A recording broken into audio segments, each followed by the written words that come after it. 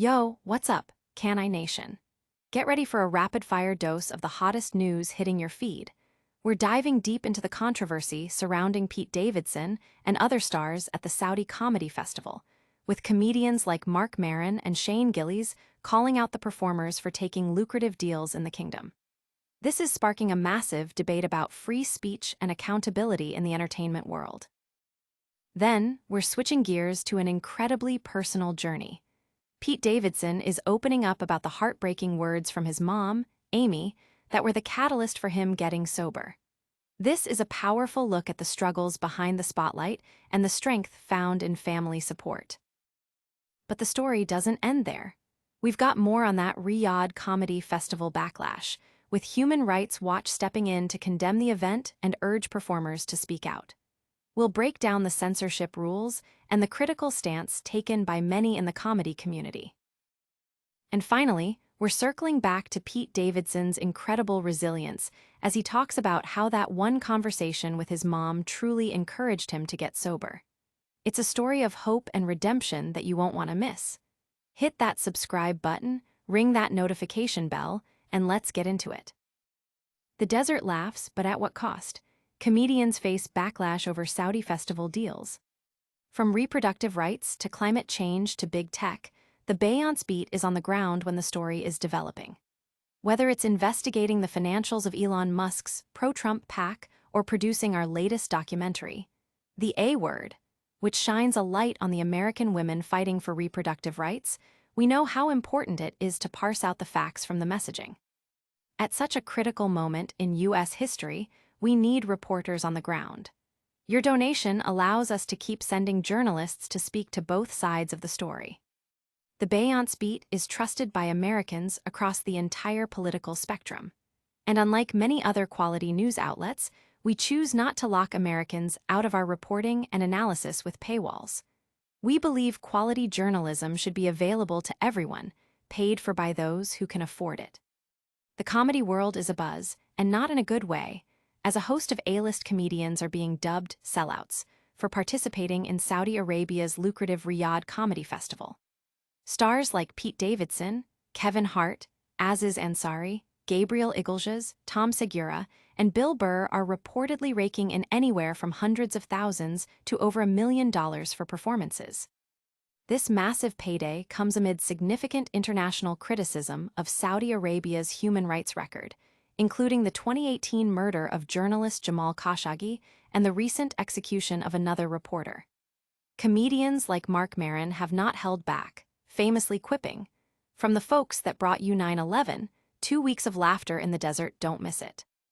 Gillis echoed similar sentiments, turning down a substantial offer due to the kingdom's alleged ties to the 9/11 attacks, with his podcast co-host joking, "You don't 9/11 your friends, bro."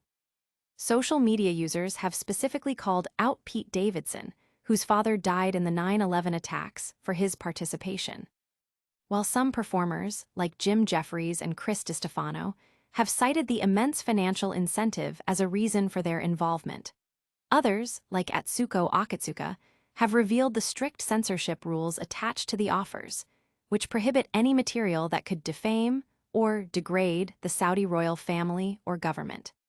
Human Rights Watch has strongly condemned the festival, urging performers to use their platform to call for the release of detained Saudi activists and dissidents, warning that the event is a blatant attempt at sportswashing and deflecting attention from the kingdom's human rights abuses.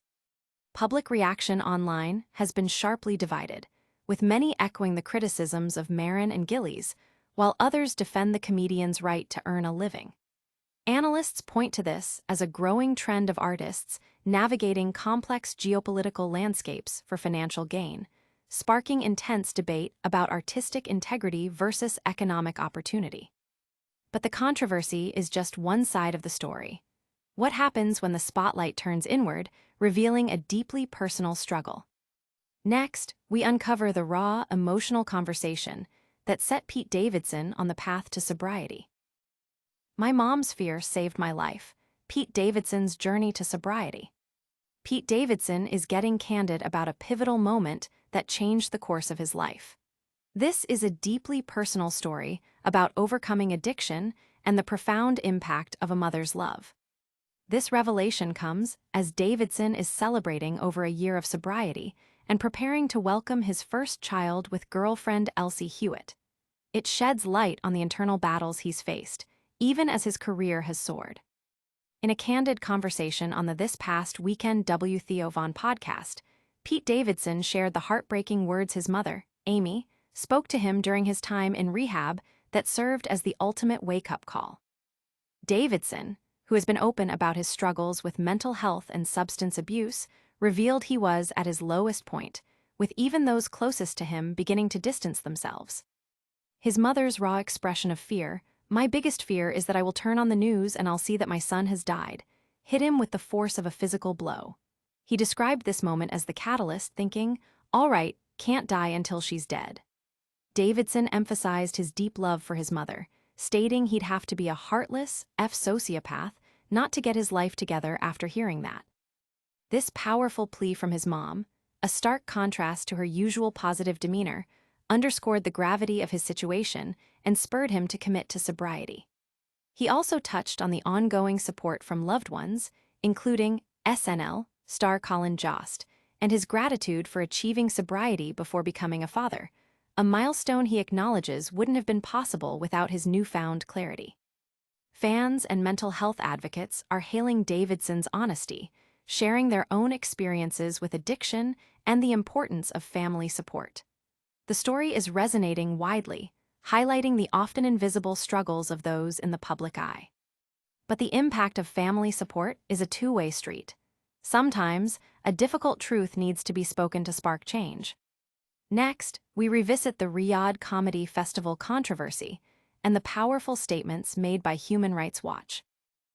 Beyond the punchlines, Human Rights Watch condemns Saudi Comedy Fest, demands action.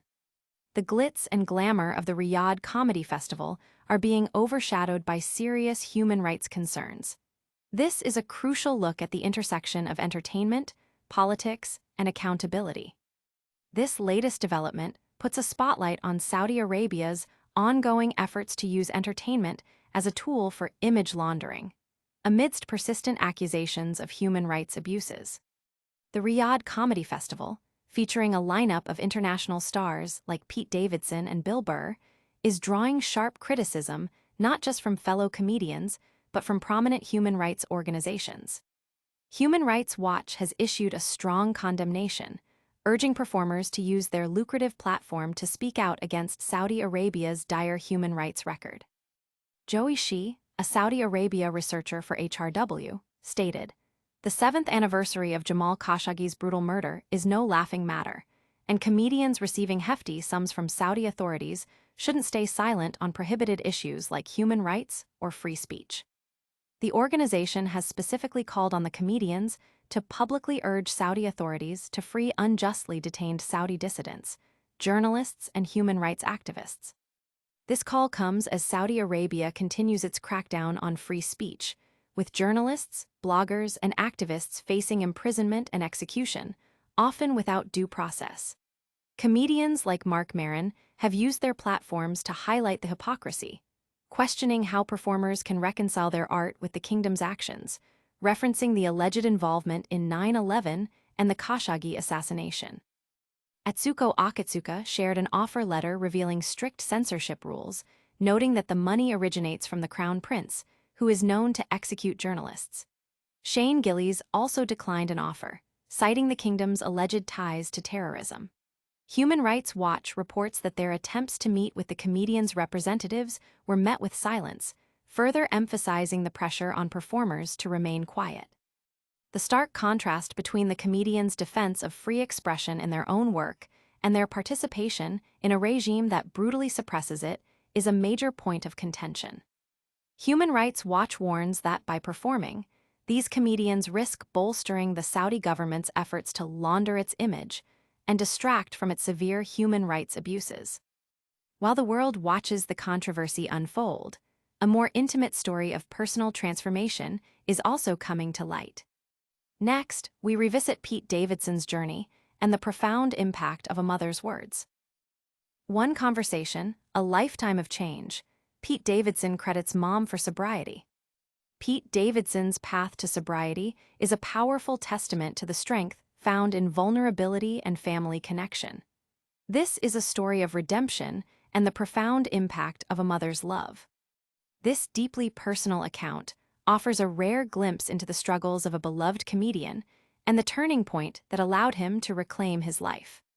In a candid interview on Theo Von's podcast, Pete Davidson revealed the single, life-altering conversation with his mother, Amy, that propelled him towards sobriety. Davidson, known for his openness about mental health challenges and past struggles with substance abuse, described reaching a critical low point where even his closest relationships were strained. It was during his time in rehab that his mother delivered a gut-wrenching truth. "My biggest fear is that I will turn on the news and see that my son has died."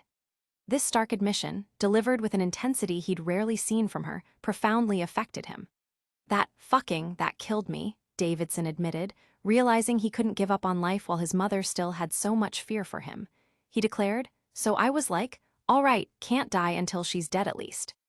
He further emphasized that becoming sober was essential, driven by the deep love and respect he has for his mother, stating he'd have to be a fucking sociopath not to get his life together. This pivotal moment, coupled with the impending arrival of his first child with girlfriend Elsie Hewitt, marks a new chapter of hope and stability for the comedian, who is now celebrating over a year of sobriety and expressing immense gratitude for this second chance. Davidson's willingness to share such a personal story has resonated deeply with fans, many of whom have applauded his honesty and courage. The narrative highlights the critical role of supportive family relationships in overcoming addiction and mental health struggles.